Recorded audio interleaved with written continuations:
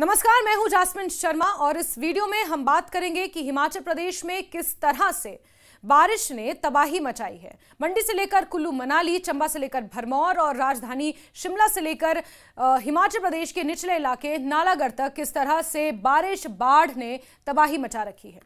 हिमाचल प्रदेश इस समय अपने सबसे कठिन दौर से गुजर रहा है। जिस पहाड़ की खूबसूरती लोगों को सुकून देती है, वहीं आज वही पहाड़ बेकाबू बारिश और लगातार हो रहे भूस्खलनों से तबाही का मंजर बने हुए हैं। मॉनसून की मार ने इस प्रदेश को ऐसा जख्म दिया है जिसकी गहराई अगले कई वर्षों तक महसूस की जाएगी। मंडी से लेकर कुल्लू, चंबा से लेकर भरमौर तक हर ओर बारिश ने जिंदगी की रफ्तार को रोक दिया है। पहाड़ दरक रहे हैं, घर जमींदोज हो रहे हैं, सड़कें ऐसे बह गई हैं मानो कभी थी ही नहीं।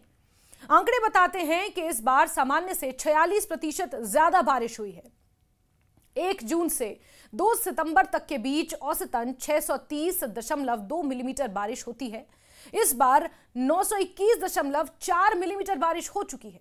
ये आंकड़े महज नंबर नहीं, बल्कि इसके पीछे बिखरी जिंदगियां, बर्बाद घर और डरे सहमे चेहरे छिपे हुए हैं। कुल्लू की अखाड़ा बाजार की सुबह तब दरक गई जब तड़के अचानक हुए लैंडस्लाइड ने 2 घरों को मिट्टी में मिला दिया। एक की जान चली गई और कई लोग मलबे में दबे हुए हैं। कुछ जम्मू कश्मीर के हैं। एनडीआरएफ की टीमों ने 3 लोगों को किसी तरह बचा लिया, लेकिन इस हादसे ने इलाके में दहशत पैदा कर दी है। वहीं 2 दिन पहले ढालपुर के वार्ड नंबर 8 में इसी तरह एक मकान के पीछे का डंगा ढह गया था।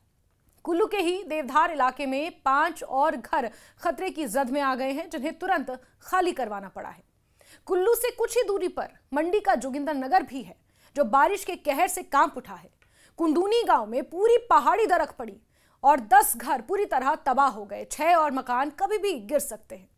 पहाड़ी से लगातार मलबा पत्थर गिर रहे हैं। खेत, जमीन और उसमें लगी फसलें, सब कुछ बर्बाद हो रहा है।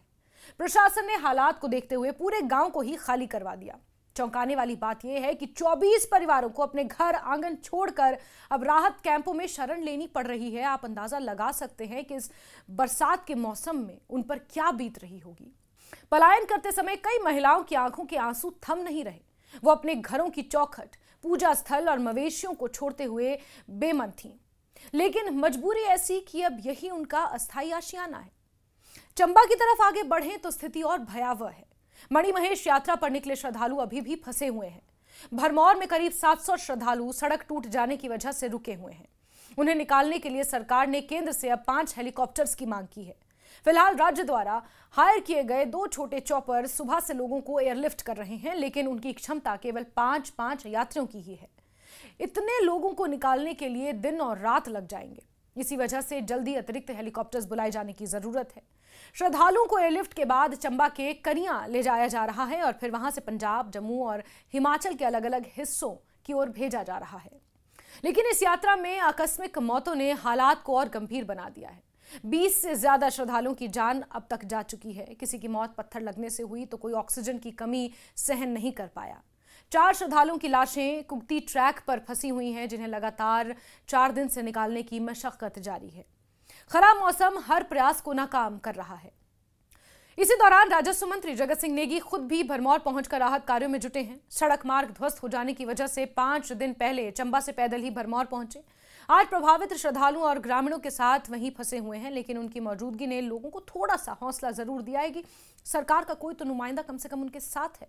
अब अगर नजर शिमला और आसपास डालें तो राजधानी भी इस आपदा से अछूती नहीं है। शिमला कालका हेरिटेज ट्रैक, जहां पर टॉय ट्रेन चलती है, वो ट्रैक पूरी तरह से बाधित है, बंद है। जहां तहां रेलवे ट्रैक पर भी मलबा गिरा हुआ है। शहर में जगह जगह लैंडस्लाइड की घटनाएं हो रही हैं। कृष्णानगर इलाके में 6 घरों में दरारें पड़ गई हैं, जिन्हें खाली करवा दिया गया है। एक डंगा पूरी तरह ढह गया है, जिसके बाद कई परिवार बेघर हो गए हैं। अब रिश्तेदारों के घर या सामुदायिक भवनों में लोग शरण लेने को मजबूर हैं। शिमला से थोड़ा सा आगे रामपुर चले तो हालात और भयावह है। रामपुर से शिमला जा रही बस पर पहाड़ी से बड़ी चट्टानें गिरी। हादसा इतना तेज था कि 2 लोगों की मौत हो गई। 15 यात्री गंभीर रूप से जख्मी हुए। इसी इलाके में विश्वकर्मा मंदिर का एक हिस्सा भी टूट गया।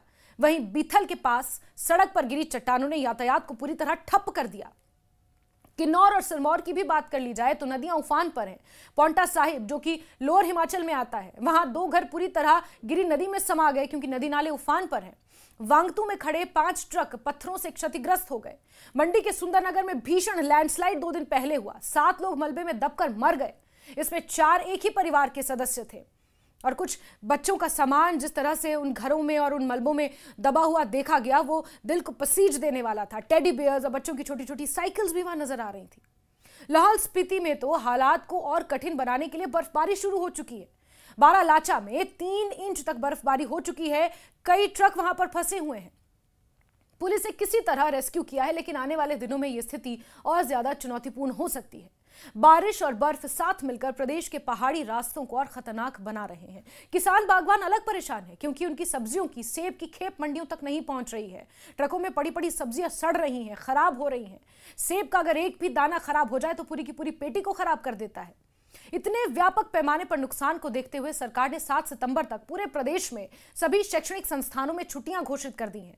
स्कूली बच्चों से लेकर कॉलेज और आईटीआई के छात्रों तक को अब आने वाले 4 दिन ऑनलाइन पढ़ाई करनी होगी। प्रशासन ये सुनिश्चित कर रहा है कि हर हाल में सुरक्षा को प्राथमिकता दी जाए। लेकिन सवाल यही है कि आखिर इस बेहिसाब तबाही के बाद जनता कहां जाए? जिनके घर बह गए, जिनकी फसल बर्बाद हो गई, जिनके परिजन अब भी इस दुनिया में नहीं रहे, उनका अब क्या भविष्य है? हकीकत यही है कि इस समय गांव में राहत कैंप ही उनका एक ठिकाना है। बारिश के बीच छीना आशियाना ये केवल एक हेडलाइन नहीं बल्कि सच्चाई है हिमाचल प्रदेश की। 150 से ज्यादा परिवारों के सिर से छतें छिन चुकी हैं। बच्चे मलबे में खेल नहीं सकते, बूढ़े संयुक्त परिवार की चौपाल पर नहीं बैठ सकते और महिलाएं अपने रसोई घर की आंच अब कभी देख नहीं पाएंगी। ये सब अब सरकार से मदद की ओर टकटकी लगाए बैठे हैं, चाहे वो राज्य सरकार हो या केंद्र सरकार। मुख्यमंत्री सुखविंदर सिंह सुक्खू ने कहा कि प्रदेश को केंद्र से हेलीकॉप्टर और राहत सामग्री की जरूरत है। रिव्यू मीटिंग लगातार चल रही है। पुलिस और एनडीआरएफ की टीमें हर जगह तैनात हैं। लेकिन इतना साफ है कि हिमाचल को इस प्राकृतिक विपदा से उबरने में समय और बहुत संसाधनों की जरूरत है। और मानसिक तनाव और मानसिक घाव जो हिमाचल प्रदेश के बाशिंदों पर लगा है, उसे मिटाने में तो ना जाने कितना वक्त लग जाएगा। मंडी से लेकर कुल्लू तक, चंबा से लेकर भरमौर तक, शिमला से लेकर रामपुर तक, लाहौल स्पीति से लेकर किन्नौर तक, हिमाचल प्रदेश में बस तबाही ही तबाही देखने को मिल रही है। धरती कांप रही है, पहाड़ टूटते जा रहे हैं। इंसान अपनी तमाम जद्दोजहद के बावजूद प्रकृति की मार से हारता हुआ दिख रहा है। ये सिर्फ आपदाओं की लिस्ट नहीं बल्कि उस पहाड़ी राज्य की त्रासदी है जिसे हम देवभूमि कहते हैं। देवभूमि का नाम है, लेकिन आज यहां देवताओं की नहीं बल्कि सहायता और इंसानियत की सबसे ज्यादा जरूरत है।